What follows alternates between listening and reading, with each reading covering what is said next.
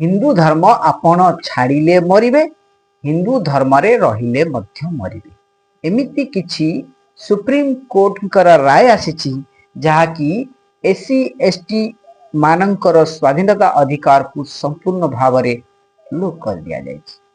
जदि आपण स्व इच्छा रे बा आपण स्वाधीनता अधिकार रे धर्म परिवर्तन करुछंती ताहले आपण मानकू धर्मांतरीकरण प्रसंग कही ए आतंकवादी दल लोक माने गोड़े गोड़े हाण काट मारपीट कर मारिदेवे। आउ नाई जदि आपण ए प्रकार विषय को भय करी धर्मांतरीकरण रु बाद पड़ी हिंदू धर्म रे रहंती ताले जाति धर्म संप्रदायर निर्यातना शिकार होई होई जीवन सारा परिशेष रे मृत्युवरण करिवे। आजिर सबुठारु गुरुत्वपूर्ण प्रसंग जहाँकि सुप्रीम कोर्ट राय देछंती। आ ए अंधभक्त माने तो से समस्त विषय को बुझंती नहीं। से मानकर एकमात्र कारण हेउची कि एमानकू कल बल कौशले अर्थ बले किंबा बाहुबले निजर गोलाम करी रखिबा। तेणु आपण माने टिके प्रसंग को देखि नियंतु तापरे आमे आगु आलोचना करिबा। एससी एसटी एक्ट में कौन कंप्लेंट फाइल कर सकता है? ये दलित क्रिश्चियन के ब्रॉड इश्यू जो पेंडिंग है उससे रिलेटेड नहीं है। ये जजमेंट इतना बता रहा है कि एससी एसटी एक्ट में जो कंप्लेंट फाइल होती है वो एक व्यक्ति जो एससी एसटी होगा वही फाइल कर सकता है। हमारे केस में फैक्ट्स ऐसे थे कि जो व्यक्ति था वो 10 साल पहले एससी एसटी छोड़ के क्रिश्चियन हो चुका था। इसीलिए क्वेश्चन आया कि अगर वो क्रिश्चियनिटी में चला गया है तो क्या वो एससी एसटी के स्टेटस में रहेगा? अगर वो एससी एसटी के स्टेटस में नहीं रहेगा तो उस कंडीशन में क्या वो कंप्लेंट फाइल कर सकता है एससी एसटी एक्ट के अंदर? तो कोर्ट ने आज ये अहम फैसला दिया है और कोर्ट ने कहा है कि ये कंप्लेंट उसने जो फाइल करी थी वो मेंटेनेबल नहीं है। तो ये क्रिमिनल प्रोसीडिंग को रिलेटेड है। ये डिसाइड करती है कि क्या उनकी कंप्लेंट आज फाइल हो सकती थी या नहीं। तो कोर्ट ने क्या कहा है? सुप्रीम कोर्ट का ये कहना है कि क्योंकि आप कंप्लेनेंट जो था वो एससी एसटी से नहीं है, उसने क्रिश्चियनिटी एक्सेप्ट कर ली है, इसीलिए वो एक एससी एसटी के कैटेगरी में नहीं आएगा। जैसे सर ने कहा कि 1950 का कॉन्स्टिट्यूशनल ऑर्डर है। कॉन्स्टिट्यूशनल ऑर्डर ये बताता है आपको कि कौन एससीज और एसटीज होंगे।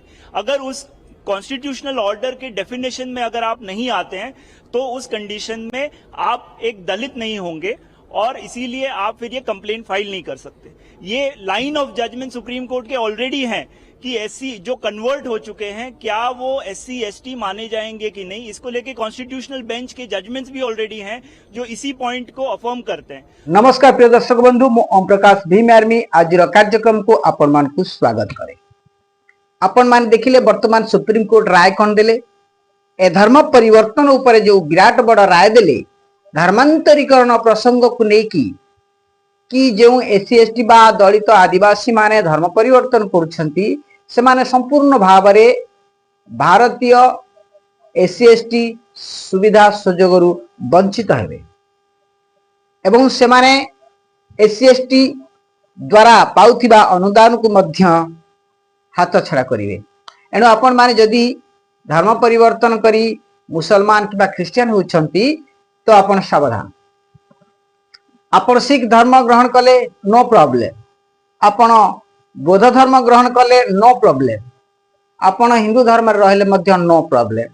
एठी आपणकर कोनोसी प्रकार जो संवैधानिक आरक्षण सुविधा करा जायछि ताहार कोनोसी क्षति हेबो नाही। किंतु जदि आपण मुसलमान किंबा क्रिश्चियन धर्म ग्रहण करूछंती ताहाले आपण मानकर जो संवैधानिक सुविधा रखा जायछि एससी एसटी एक्ट जरिया रे से समस्त विषय आपन को हरेबा पड़िबो।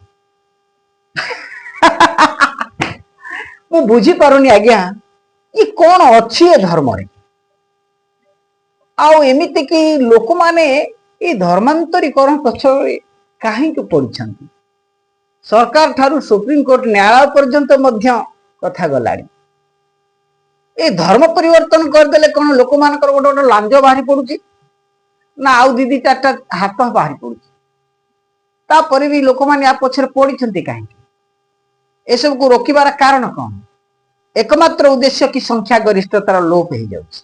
संख्या गरिष्ठता भितरे भारत रे रहिबा पई हेले आपन को ए प्रकार कटकणा बनेबा पड़ियो जद्वारा अधिक संख्यक लोक ए धर्म को आड़ा करी जो चली जाउछंती सेमान जेपरी सेमानक ठार रोक लगा जाई परिबो, प्रतिबंधक लगा जाई परिबो एवं सेमाने बाध्य बाधकता हेई ए घृणित नरक भितरे बुड़की रहिबे।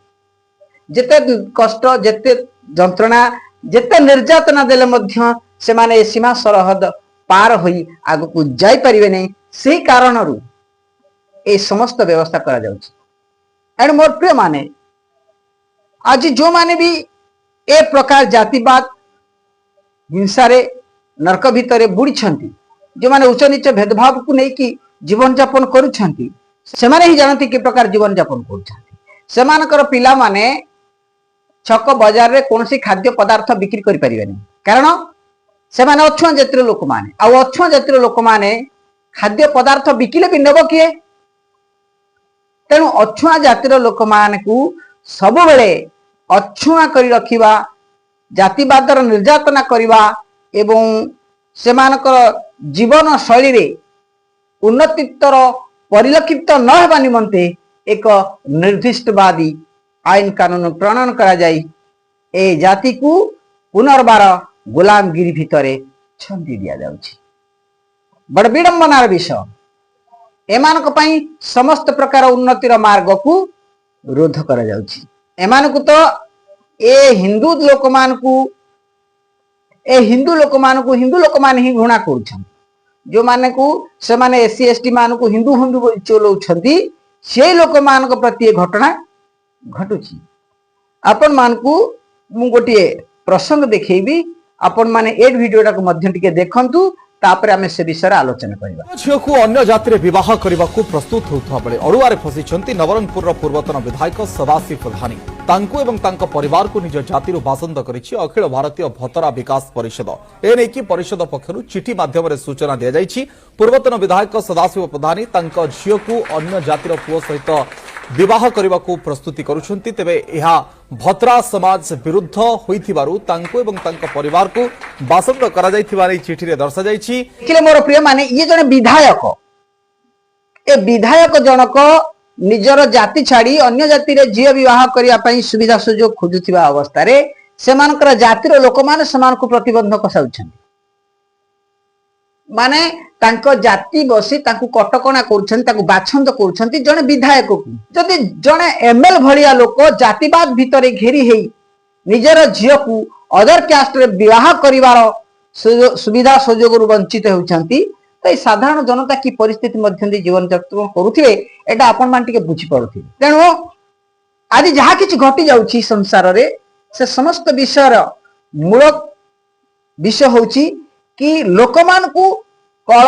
बल कौशल अर्थ बल नहले बाहुबल प्रयोग करी निजर पाद तलर गोलाम करी रख।